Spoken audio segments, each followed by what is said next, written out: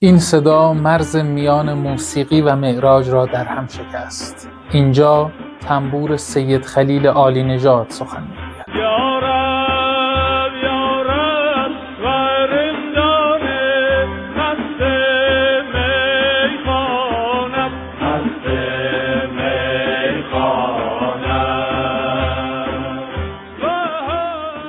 سید خلیل عالی نژاد در سال 1334 در شهرستان صحنه کرمانشاه به دنیا آمد. در خانواده‌ای که احترام به موسیقی معنوی میراثی نسل به نسل بود. او شاگرد بزرگانی چون سید امرالله شاه ابراهیمی بود و تنبور را نه یک ساز بلکه یک راز می‌دانست. سید خلیل پس از اتمام تحصیلات عمومی، تحصیلات موسیقیش را در سال 1375 از دانشگاه هنر به پایان رساند و خود استاد آواز، آهنگساز و محقق موسیقی عرفانی شد. عالی نژاد موسیقی کرمانشاه را از زاویه‌ای تازه به جهان معرفی کرد. در اروپا تدریس و کنسرت‌های آیینی برگزار کرد.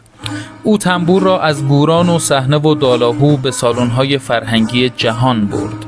آثار ماندگارش همچون آیین مستان، ثنای علی و شکرانه هنوز هم از مهمترین آثار موسیقی آیینی ایران هستند. من از اون که گردم به مسیح هلاک، به آیین مستان بریدم به خاک، به آیین مستان بریدم به خاک.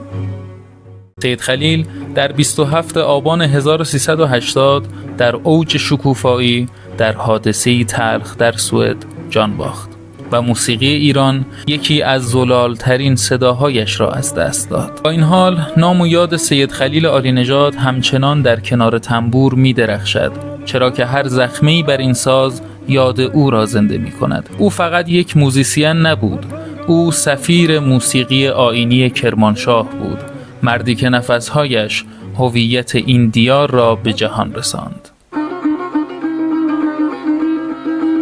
نمیدونم دلم دیوانه کیست، کجا میگردد و در خانه کیست.